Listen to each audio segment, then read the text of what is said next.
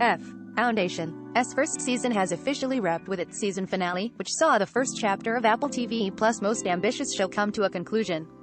The epic sci-fi show, based on Isaac Asimov's centuries-spanning series of novels, has grown far beyond its quasi-magic space math from the initial episodes, spinning out different storylines ranging from drama in the Foundation's newfound home of Terminus to the Byzantine imperial politics of Trantor. In the wake of the finale, The Verge's Chaim Gartenberg and Andrew Webster are revisiting the show to see what worked, what didn't, and what they're hoping to see in the already announced second season. Spoilers for the entire first season of Foundation ahead. Hi, I'm really of two minds about Foundation. With the first season in the bag, I'm actually really enjoying the show as interesting, high-concept sci-fi. But the story that's being told here is emphatically not that of Foundation from the Asimov books.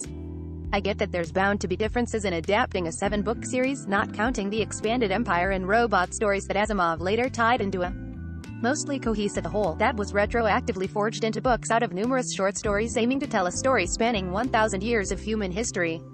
But, even with it said, after borrowing the basic premise, the Empire is going to fall and mankind will suffer 30,000 years of darkness unless something is done that'll cushion the Dark Age to 1,000 years, because fancy math, Foundation just seems wholly uninterested in exploring that concept past the first episode.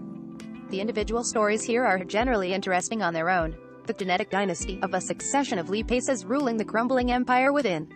Iron Fist is the show's highlight, thanks in no small part to Pace's dynamic performances as the cloned brother Day and Salvor Hardin's cat-and-mouse game on Terminus with the Anacreons is enjoyable sci-fi fare, too. Meanwhile, the third leg of the story, the prolonged drama of Hal's shuttling in cryo from place to place as the show hints at her mysterious powers, is less compelling. The practical concerns of running a multi-season TV series also clearly impact the show.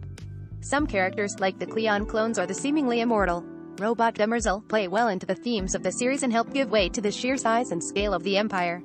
But by the end of the finale, it felt like the show was twisting itself in knots to keep key characters like Hardin and Hall around through multiple eras of the show so that the actors playing them could offer some continuity for the next season. Andrew, I'm not as well versed on the source material, but I generally agree. Once all of the initial world building and discussion of future predicting math was out of the way in the first few episodes, Foundation really picked up in a lot of ways. The world building remains incredible throughout. All of the many cultures and planets have a depth to them that is quite frankly astounding.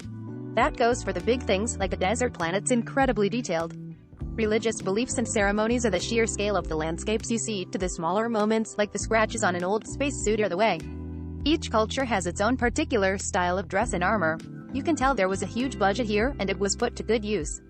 Even the special effects that seem out of place, like a certain robot skull in the finale, look amazing. Early on, I really struggled to identify with any of the cast. It was all set up and vanishingly little character development. As the story developed, Foundation's confusing structure continued to make this a struggle. It jumps around a lot, both in terms of the stories it's focused on and the timeline. There's just so much going on, and so much complexity. Harry Seldon's plan seemed complicated at first, but the many layers and lies it ends up involving made it even harder to follow. That's only compounded by the fact that many of the characters live years beyond their lifespan through cryo sleep or other means. Oh, and there are the multiple generations of the Emperor, all played by the same 3 actors, making things even harder to follow. It also doesn't help that the show is far too serious all the time. I get that the fate of the universe is important, but Foundation could definitely use a sense of humor to lighten the mood at times and let me connect to its cast.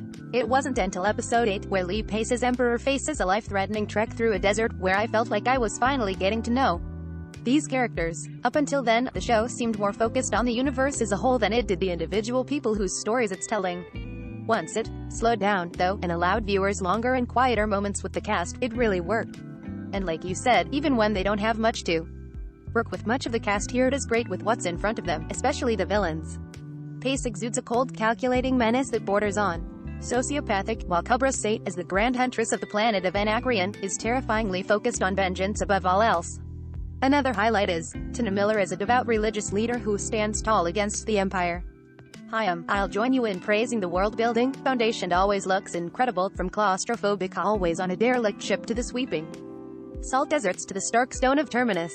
And the slower pace and steadily built out cast do help flesh out the latter characters a lot more than Hal, Hari, or Rach get throughout the first 2 episodes. Salvor's extended screen time means that we get to know her, the often contentious relationship she has with her parents and the Foundation's leadership, and her romantic fling with the Han Solo-esque Huga, Daniel McPherson, who helps add a much-needed lightness of tone whenever he shows up.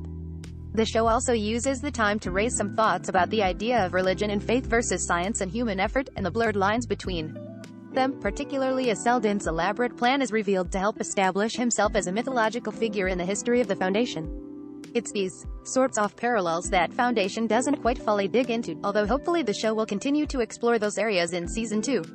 But Foundation's pace and added filler also has me raising some eyebrows at the show's future. One of the draws of the original series is how it skips through time, showing snapshots of the fall of the Empire, the rise of the Foundation as a new power, how Seldon's predictive powers do, and occasionally don't manage to foresee the different shifts and changes in the galactic sphere. And on that scale, Foundation still feels like it's stuck in the earliest stages of what it could be. In theory, that could all be part of the plan. Showrunner David S. Goyer apparently pitched Apple on 8 seasons of the series for a total of 80 episodes, which would justify the occasionally dragged-out pace if, and it's a big if, Foundation actually gets the time and budget to tell the other 87.5% of its. And if Foundation is going to try to forge forward in telling the story of Seldon's 1,000-year plan, at some point it is going to have to leave some of its cast and characters behind to forge ahead in the future. Andrew, yeah, and here's the thing, Foundation really does feel like it's building toward something interesting.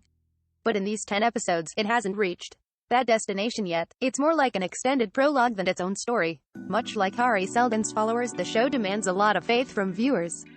In Season 1, you're investing 10 hours for the promise of a more interesting story to come.